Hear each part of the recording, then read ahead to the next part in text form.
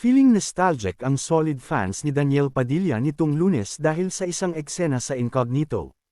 Sa latest episode kasi ng Kapamilya Action Series ay may nakaaaliw na eksena kung saan tumugtog ng gitara si Daniel sabay kanta ng Live ng Bilog na Naman ang Buwan, na pinasikat ng bandang Tropical Depression, noong 1994. Dahil heavy sa mga fani ang nasabing eksena, flinex nila ang pudgy gitara at pagkanta ni Dij kasama sina Maris Racal, Kaila Estrada, at Anthony Jennings. Komento nga ng isang netizen sa X, "Suddenly it feels nostalgic.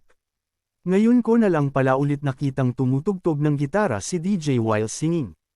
Mas lalo tuloy akong na-excite for his music comeback." Nagmistulang icebreaker ang tagpong iyon sa walang punat na action scenes ng Incognito. Parang nabitin nga ang viewers, bet nilang mas hinaban pa raw sana ang eksena at sana nakijamang daw kay DJ sina Richard Gutierrez at Ian Veneracion.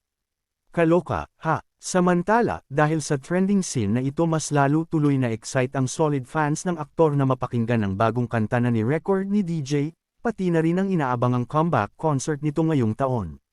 Siyempre pa, excited din ang followers ni Andres Malvar ng Incognito, nang mag-post sa SOCMED ng Star Magic na dadalo ang aktor sa darating na Biyernes sa ABS-CBN Ball.